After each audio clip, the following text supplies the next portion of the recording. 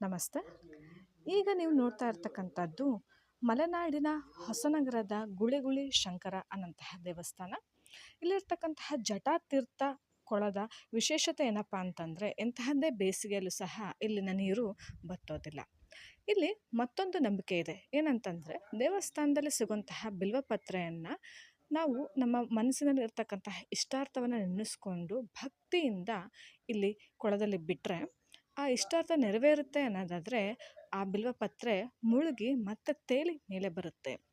ನಂತರ ಆ ಬಿಲ್ವಪತ್ರೆನ ತಗೊಂಡೋಗಿ ದೇವಸ್ಥಾನದಲ್ಲಿ ಪೂಜೆ ಮಾಡಿಸ್ಬೇಕು. ಆನಂತರ ಇಲ್ಲಿರ್ತಕ್ಕಂತಹ ನೀರು ಸಹ ಅತ್ಯಂತ ಪರಿಶುದ್ಧವಾಗಿದೆ. ಸಾಧ್ಯವಾದರೆ ಒಮ್ಮೆ ಭೇಟಿ ಕೊಡಿ.